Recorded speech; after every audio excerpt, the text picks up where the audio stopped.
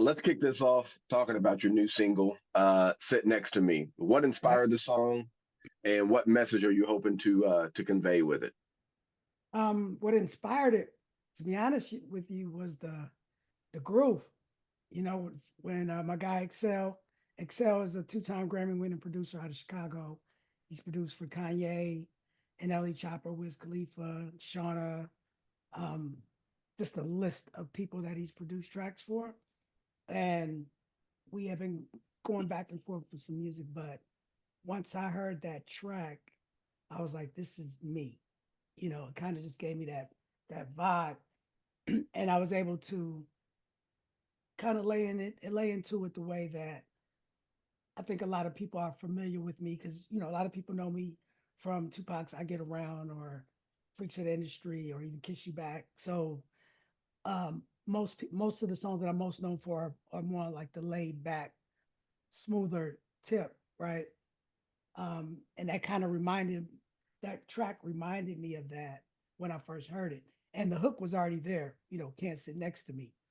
And so I kind of went into it with the attitude of, you know what? You can't sit next to me. I'm that fly. Like you can't hold my water, basically. And the underlying message is that's how you should always be when you come in a situation. Remain confident. Don't let anybody tell you that you are not that guy or that girl, whoever it is, and just even when it makes people uncomfortable, don't dummy down your confidence or your intelligence or whatever it is that you have. Yeah, yeah. So, and then I'm working on this track. What was the production and writing process like, and collaborating with Guap Dad and Excellence on this track? All right, so me and XL, we had actually done a song before. We had recorded this song that actually is going to be on the album. I'm gonna release it later, but a song we did called Kumo D, like the rapper Kumo D. Yeah. Yeah, and it's sort of like an ode to Kumo D. Basically, how you like me now. I had to do my Kumo D on them. You know what I'm saying? But Yeah, that's what's up. yeah, when I do the video, and what's crazy is I sent the track to Kumo D, and just to get his approval, and he liked the track. So if I ever do shoot a video for it, I'm gonna probably try to go to New York and have him do a special guest appearance in the video. And what I hope to do is to get some younger dancers to recreate the dance that he did in "How You Like Me Now." Kind Okay. of dress the same way, but fly like now, but like recreate or update the Kumo D dance for the video. But anyway, Okay. so we had did that, and he had sent me some other tracks, and like I said, when I heard it, I knew it was me. And I just, I had him send me the stems because he's in Chicago. I'm here in Southern California. He sent me the stems. And as I was recording it, I was like, man, you know what? And me and Guap Dad, we had always talked about doing some music together, me, him, and Young Hump from Digital Underground. And I was like, this song sounds like Guap because his delivery is the same way that mine was in the song. So it was kind of like it was perfect for him. If I was ever going to do a song with Guap, this is the style of song that I wanted to record with him. Something that's in his wheelhouse and in his element. So I hit him up, and as soon as he heard the track, he was like, "Bet!" He jumped on that thing and sent it back to me. And shout out to my guy Mike Frankie, who um, who mixed the record. Mike Frankie he's an OG in the music game as far as engineers. He's engineered for going way back to the Spinners and you know, Oh wow. he goes back to the 80s with engineering records. So he's engineered some big records with some big artists. And he's a friend of mine as well. So I pulled him into the project. And then lastly, it was mastered by my guy Dyer Lansky out in Los Angeles. So, I feel like I put an all-star team together to make this record. So I'm very pleased with how it came out. Okay, cool. Now, releasing the single, what inspired you to release it on the Web3 platform Gala? And how is Web3 changing the music industry landscape, in your opinion? Well, I've been in the Web3 space for several years now. Um, I want to say since about 2020, so about 4 years. So, and I've always been on the cusp of the very verge of releasing an NFT or NFT music project. So I had all of these ideas and ways that I know that it could work. So when I was presented with the opportunity to work with Gala, especially since good friends of mine, um, Layla Steinberg and Ray Love, who brought me over there, you know, I consider them family. So it's always great when you can do business with, you know, good business with family. So I was just excited to work with them to finally get to do an NFT project the way that I wanted to do it. I checked out Gal's platform and they it felt like the perfect marriage to release the project with them. Okay. Now you mentioned Layla Steinberg, and she's Sure. obviously Tupac's former manager. Correct. Um, Talk about your relationship with Layla Steinberg and how the opportunity to release "Sit Next to Me" through Gala came about. Um, like I said, well, Layla's and mine relationship has um always been one of trust and respect, meaning she did bring Tupac to Digital Underground. And, you know, I I respected how she handled that whole situation and the way that Pac and Ray and all of them came through was through, her poetry and her workshops that she continued to do even up until I don't she might still do them, I believe. But a lot of artists have come through there. And so she's nurtured many artists and I saw the work or I've over the years the work that she put in with these artists. So I always respected that. And and I'm hoping and assuming, it was the same way, seeing the work that me, Shock, and H and all of us with Digital Underground, how we kind of carried it through. And then even through our if you want to call them our lean years, when we weren't say at the pinnacle, but we still pushed, we still remained a touring group. And um although Shock is the face of Digital Underground and Humpty Hump. Anybody within our collective will tell you, I'm, if not a lot of the soul of Digital Underground. You know what I mean? Like, Oh yeah, for sure. yeah. So I've always represented it to the fullest and made sure that I did the things that I hoped would keep us on track. I was always the person that was probably the most social. I like to talk. Right. So, I was out there making friends and kissing babies and shaking hands and all that stuff while Shock would just make the music and make sure the art was on point. So that's kind of how we worked together. And I'm sure Layla saw that. So she know how passionate, dedicated, and hard I work on anything that I do. So I'm sure she was um, comfortable in bringing me in. And shout out to Ray Love because without Ray Love, I wouldn't even be over there because he's the one that brought me into this situation. Okay, cool. Now switching gears for a minute. Rest in peace to Shock G. Mm-hmm. Um, how did you guys meet and ultimately become the legendary group Digital Underground that we all know and love? How did those initial beginnings happen with you guys? We met in the Bay Area. Shock is from Tampa, Florida, by way of New York. So he didn't grow up in the Bay like I did. Me and Fuse. So me and Fuse, we were a group and another cat named Mac Moan called Raw Fusion. Well, we were Mhm. MGM at the time. I'm not sure if we had changed our name, but anyway, we were shopping our demo and doing talent shows and trying to get on. At the same time, there was this group, Digital Underground, that had a single Underwater Rhymes out. This is like 1988, and we were on the same show circuit. They had a record out that they were promoting, and we were doing these shows trying to get a record out. But because we were from the Bay Area, we sort of had a built in following, right? And DJ Fuse was at the time probably one of the hottest DJs in the Bay Area at the time, if not the, right? And Digital Underground needed a DJ. So a meeting was set up so that they could try to convince Fuse to be their DJ. But, Fuse and I, we rock like that. So we were, you know, he was loyal to me. We were loyal to each other. So he's like, look, I rock with y'all, but we're a group. If you mess with me, you got to mess with him. And that's kind of like how I got in. Because at the time, me and Shock had conversations, but he wasn't very fond of West Coast rappers at the time. Just the way we talked and all. He thought we all sounded the same. So it wasn't like when he heard me, he didn't think I was an okay rapper because he said if he thought I was whack, he wouldn't agree to it. Um, but I had to get in there and do my thing, and finally be accepted. That's just how it was.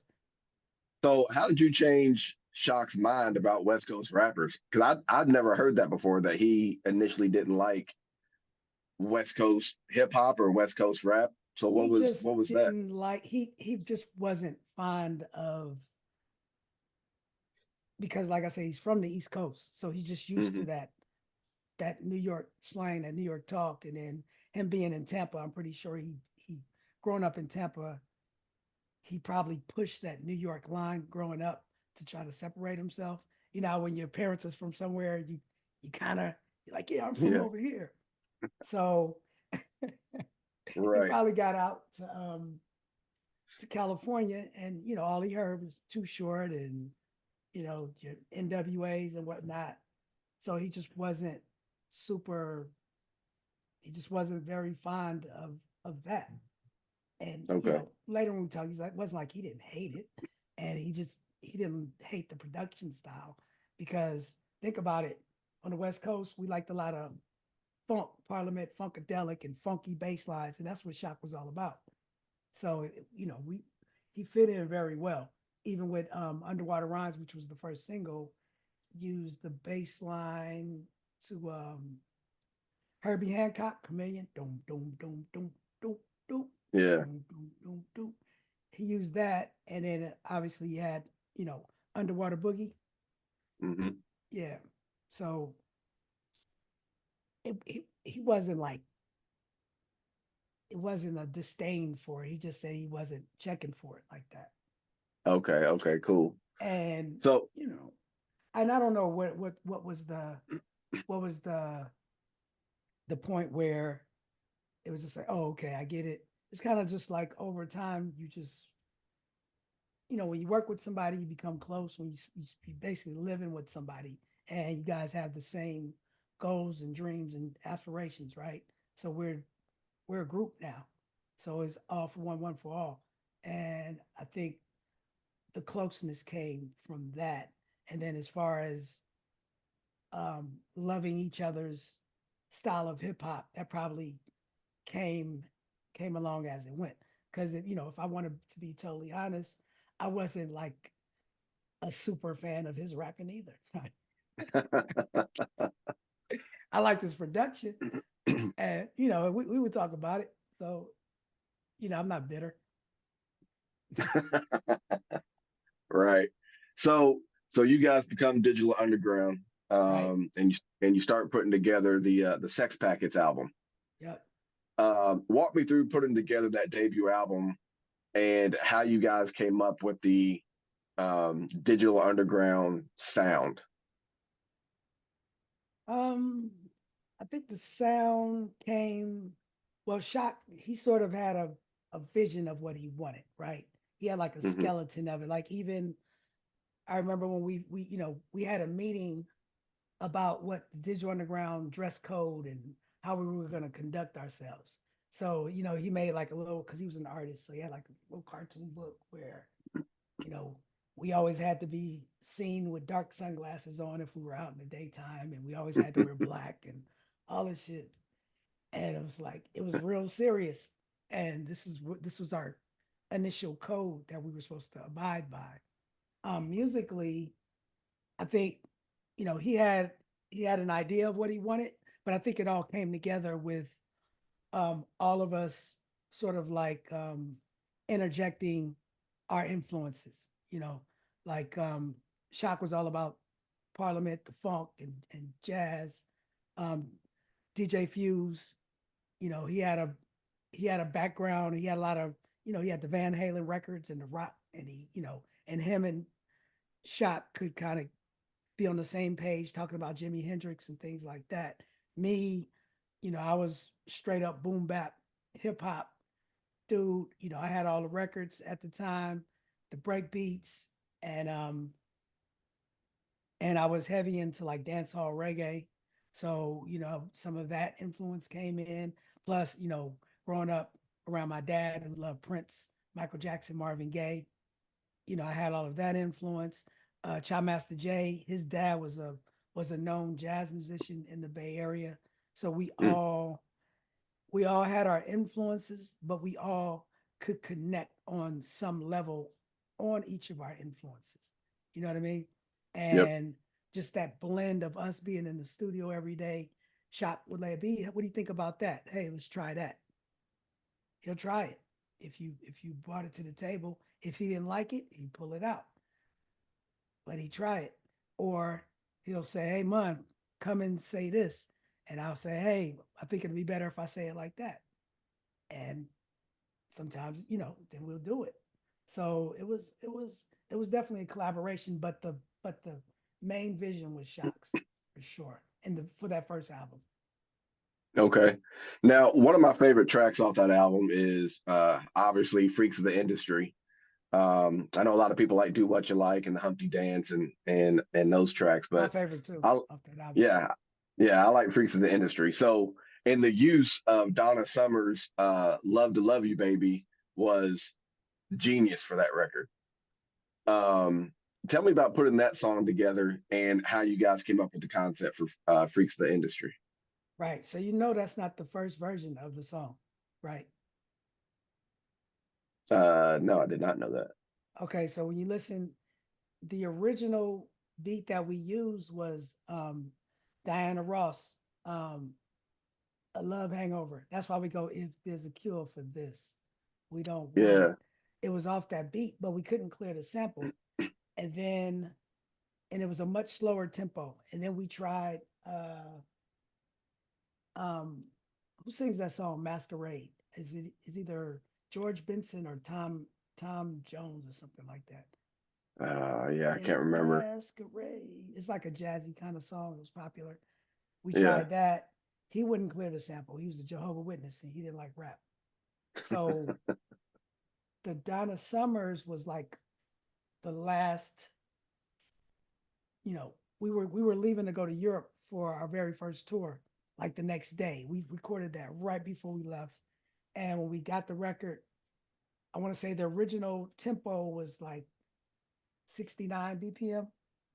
And the Donna Summer's one that you love is like 96. So it's much faster. So I remember having to rap it to the, you know, the one that's on the record. And I Hmm. didn't think anybody would like it because I was like, I was so used to hearing the slower version that I thought it was too fast and that nobody was going to dig it. We left to Europe. And while we were in Europe for 2 or 3 months, the record came out, came back, and the rest was history. Oh wow. Oh, that's Yeah. cool. Yeah, I didn't know a lot of that stuff. So that's cool. So if you go online, or even I could have Talia send it to you.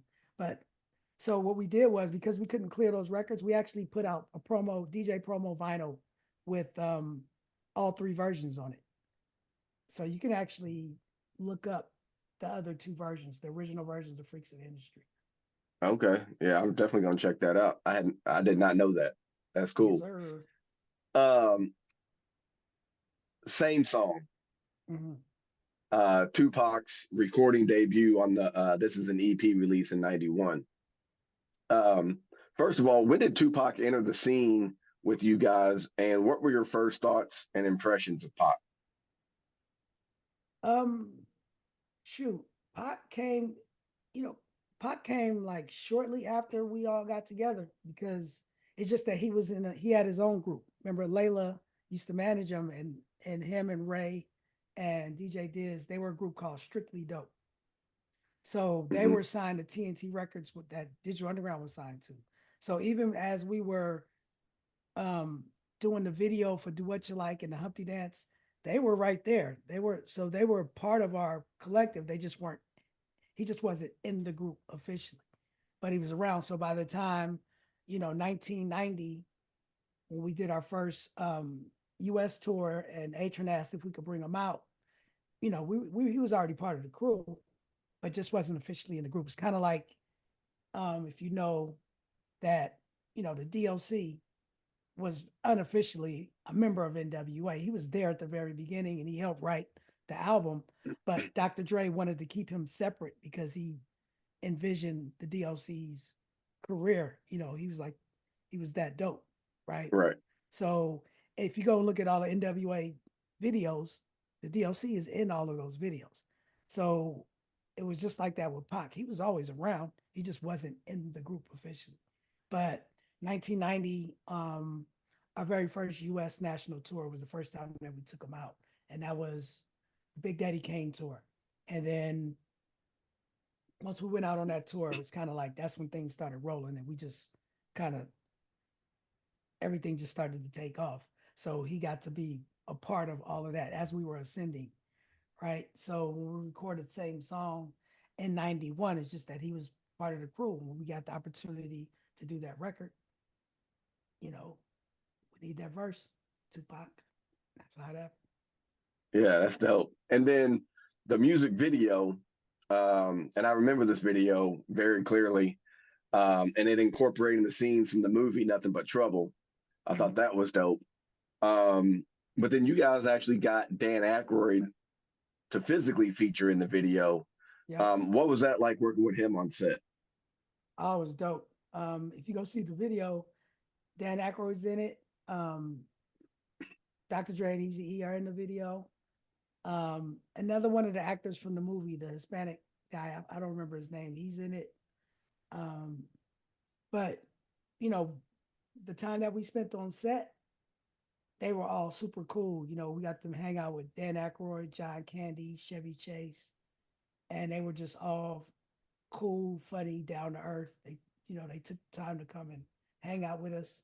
Um, Demi Moore was in that movie, but we didn't get to meet her because she wasn't in any of our scenes. But all the Hmm, other guys, we got to hang out with them. It was pretty cool. that's what's up. And then that was going to be my next question about Dre and Easy. Tell me the backstory on that because that seemed kind of, I don't want to say out of place, but wasn't expecting to see Dr. Dre and Easy E in the same song video. So what's the backstory on that? Well, our manager and the guy who started TNT Records, H. and Gregory, he got his start working for Jerry Heller and Ruthless Records. So he used to road Hmm, manage for Ruthless. So that's how he made his money to be able to start his label to start Digital Underground hmm, is being a road manager. So even when we were coming out, whenever any of the Ruthless Records, JJ Fad, NWA, DLC, whenever any of them were around, we were around them because Atron was working with them. So, we got to kind of see what that was like. We'd be backstage at these big arena concerts and seeing what that's like and, get invited to their video shoots when we're in LA. And, they all came to our album release party in San Francisco. And when we did that video, because we shot it in LA, um, on the I forget what studio we shot the video at, but he asked them to come and they came through. that's what's up. So have you ever done anything with Dre over the years or no? Musically, Yeah, um, well, Shock played our part on We're All in the Same Game, which was produced by Dr. Dre. right. And I know that Dre was a fan of Shock's production. Um, I know Dre, but I can't think or know that I've ever recorded on any of his tracks. Okay. All right. The next album I was going to talk about was the Sons of the P album. And Mm, my favorite song off that record is the Kiss You Back record. yep. You and Shock G kind of trading bars over Funkadelic's Not Make it Just Knee Deep sample. Yep. Yeah. So what do you remember about making that song and the I call it a feel good music video? What do you what do you remember about that song and that video? Um, the song, I just remember, like I said, at the time we were popping. Like Humpty Dance was like double, either the single was double platinum and the album was platinum, and we were doing all these tours. And when we did that record, Shock was, he had asked me, pulled me to the side and asked me, did I think that the record was too pop? Like, what did it sound too R&B ish or whatever? He was afraid that we were moving away from, you know, whatever that meant. And I was like, bro, you better put me on that song. You know what I mean? Like, I Yeah. knew it was a hit when he played the beat. I was like, oh yeah, we doing this. So, and it's like that, vice versa. Sometimes, you know, I was originally against, like, I wasn't a super fan of Do What You Like when we first recorded it. And Mm, that's why I'm not on the song as much as I could have been, because he was asking me to do it. And I was like, now I love the song. So sometimes, you just need the other person to be like, nah, it's going to be all right. You know all what I right. mean? And that's what it was. Now, the video, what was amazing about that is if you go back and watch the video, I'm only in the first part where, like I'm in the shower with the girls and I'm in the room with the girls and whatnot. Yeah. And even though I'm dancing and smiling, it was a 2 day shoot. I was there that one day, and bro, I was like, I had the flu so bad I could barely stand up. I just mustered enough energy to smile and do what I needed to do for Oh those man. scenes.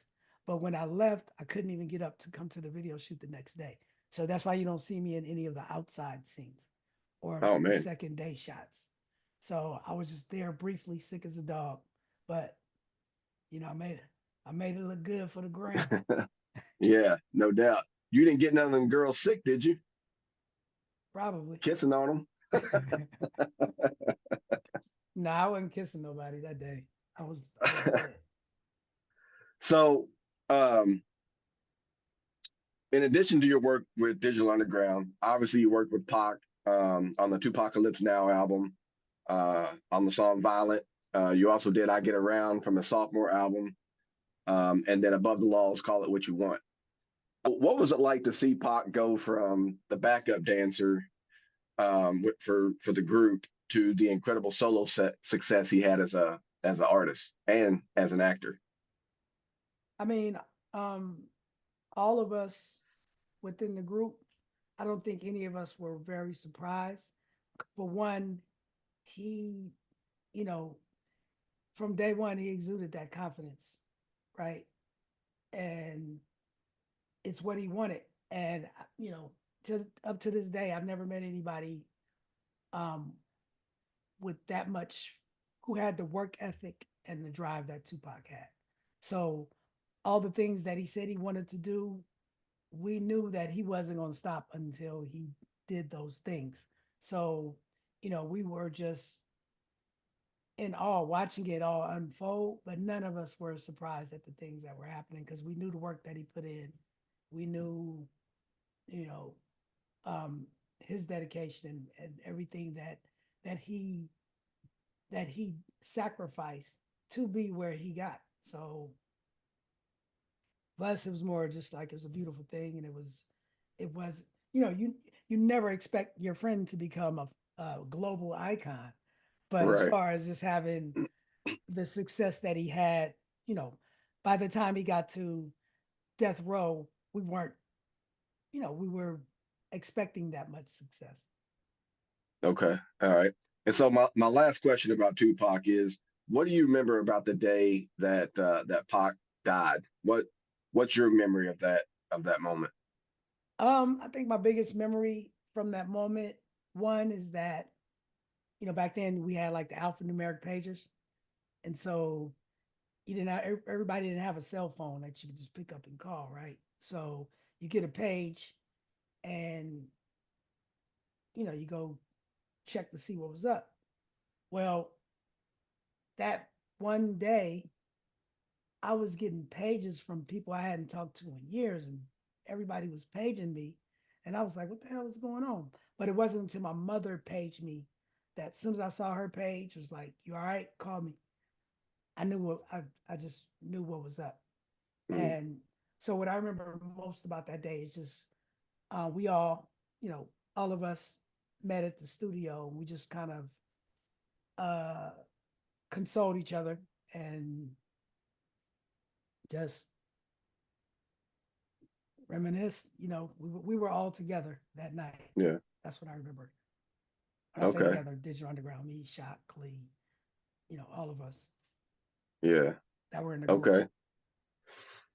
So bringing it back around to the single "Sit Next to Me." What are the plans in the future? Because you said earlier, building an album together. What's that look like? What's the upcoming album from Honey B look like? Okay, so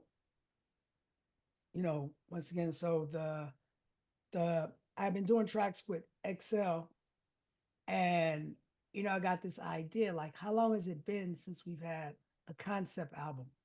Where, because now for a long time, people would do albums and they would just, especially with labels, you just reach for the hot producer. So you got a Dr. Dre track, a Timberland track, a this guy track, or that guy track. It just sounds like a compilation, no Right. continuity. This one track just sounds way different than the other track.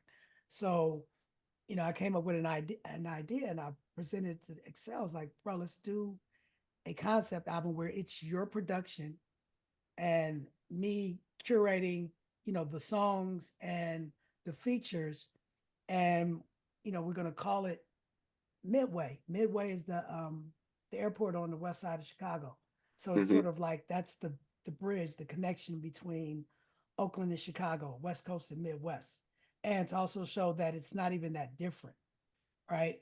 Because a lot of people that here sit next to me assume because I'm from the Bay Area that that's a Bay Area track, but it's not. Bro, it's from Chicago. Yeah. It's but that's how alike we are. But there's a continuity when you have the same production style, right? I have the same um well, between two engineers that mixed the record, but the other engineer that mixed also mastered the record. So it's all the entire collection is coming from the same place. And there's a Mm. story that we're telling behind it with, Midway. So I had a friend of mine, um, who's an artist. He did a piece for the cover. So it's a canvas piece. You know how you had Marvin Gaye, uh I forget which album that was. It's the same picture that's on Good Times, with them all Okay. dancing in the shack. It's called the Sugar Shack. It's the Yep. same in that same vein. I had him do a piece representing Midway, that connection. So I told him, I said, don't make me an album cover, make me a piece of art that you would show in one of your exhibits or put on your wall and that we could sell, as content. You know what I'm saying? So Yep. a lot was put into the making of this. It's you know, it's a curated art piece. It's even the features on it. So Guabdad is from Oakland, but the only two other features, no, three other features. The other feature is Young Hump, who's my partner in rhyme, a Digital Underground, Hmm. and Cold Hard. You remember the group Crucial Conflict? Yep. Sure Back in the do. day, hey, he's on the Yep. he's on the record. As a matter of fact, I just came back from Chicago shooting a video like 2 weeks ago or a couple of weeks ago. And then there's a new artist named Sweet Juices, female MC. She's dope, and and those are the only features that are on this record. And so it's strictly Chicago, Oakland. You know what I mean?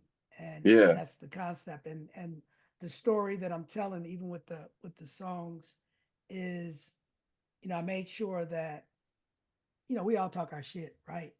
But I made sure that on the record, I'm not, at least try not to lead anybody on any detrimental paths, right? Okay. We talk our shit, but you know what I'm saying, like, um, and I would say that's a maturation I believe that I have, because some of the stuff, back in the day, talking on some of these records, I was real reckless, Yeah. you know. um, I try to be very mindful of things that I say. I still talk that shit, but I don't say just ridiculous stuff, telling people to commit crimes and do these Right. drugs that I don't do or I wouldn't have let my child do. You know what I'm saying? Yeah.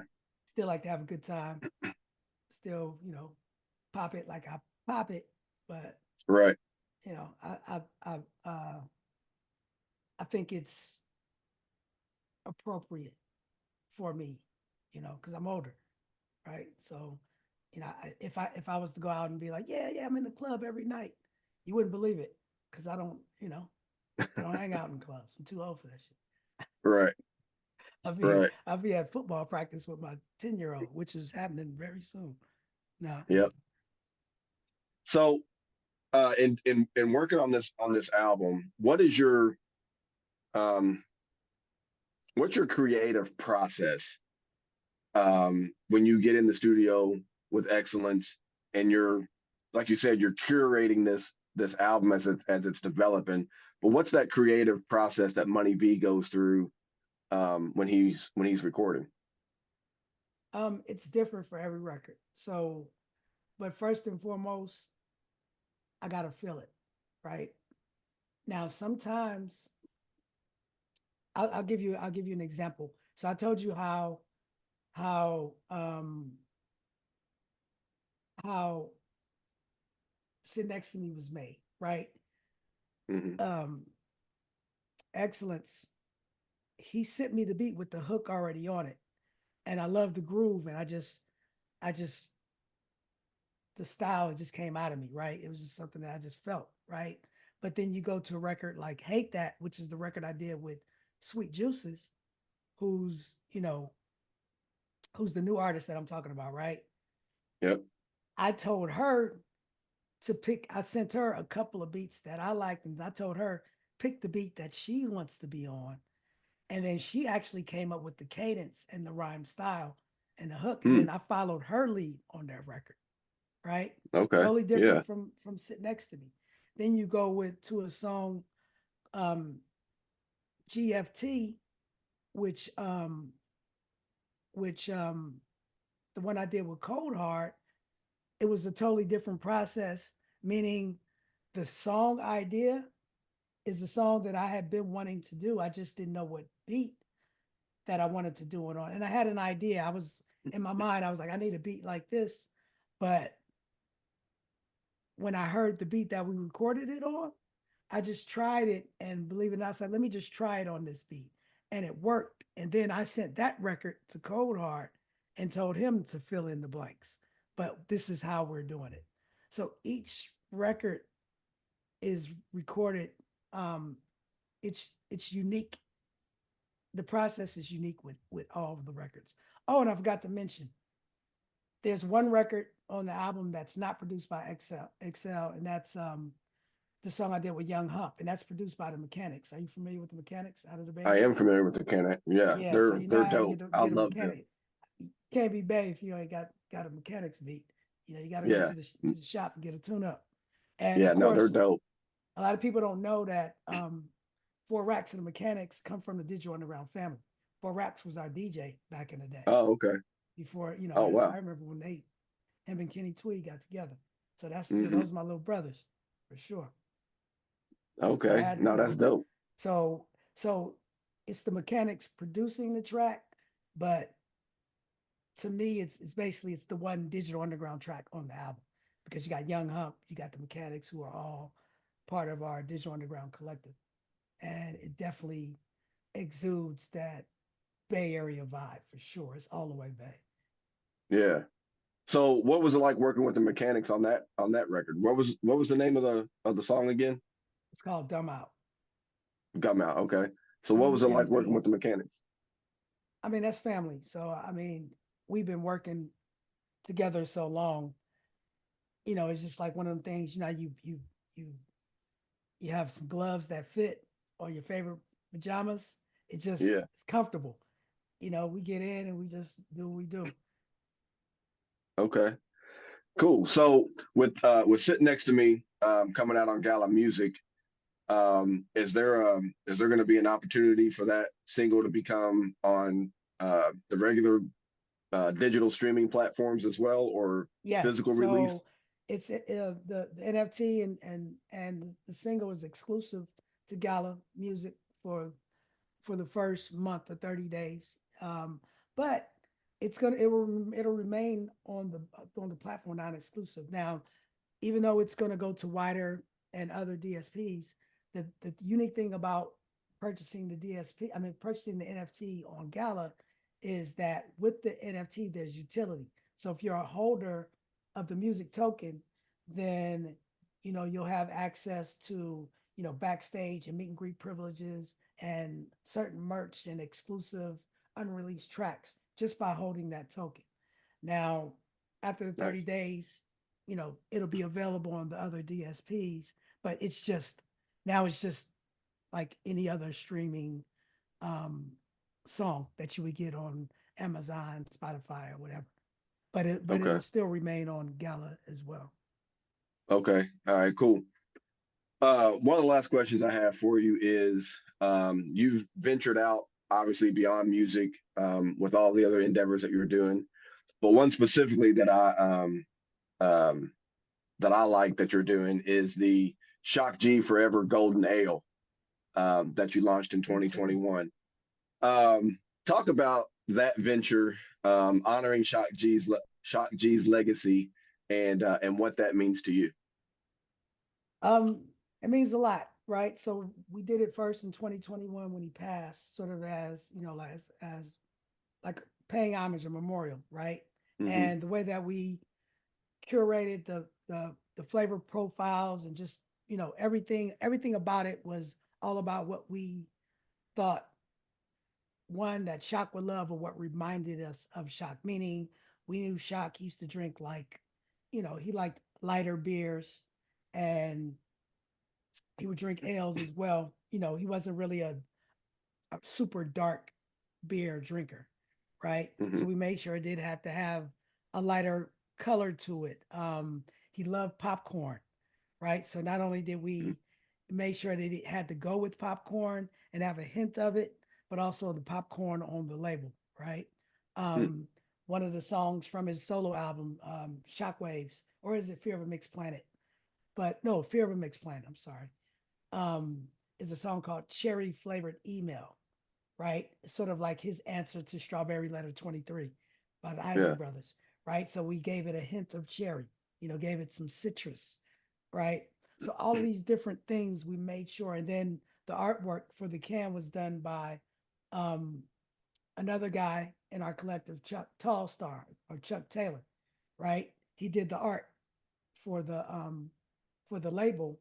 He's the MC in our crew, and the label won Best Beer Label in USA Today for 2023, right? And it was a limited That's run dope. at first, but it sold out in a week, and everybody was asking about it. And then finally, I was like, you know what? We let a year pass. I guess 2 years now, right? Talking Hmm. about it, but now we're releasing it, and it's here to stay. So we definitely hope that it becomes a staple.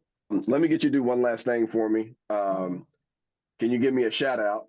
no, Um, not no, just playing. what? Come on, man. The name's Chad Kiser, Uh, um, and the podcast is Conversations with Chad. Ready? Yep, whenever you are. What up? It's your man Money B from Digital Underground, repping the Bay all day, and I'm kicking it with the homie Chad on Conversations with Chad. That's right. We talk a lot and we walk a lot. You bitch. One All more. right. Okay, go ahead. What up? It's your man Money B from Digital Underground, and I want everybody to check out my single "Sit Next to Me" because Chad is gonna play it right here on Conversations with Chad. You know.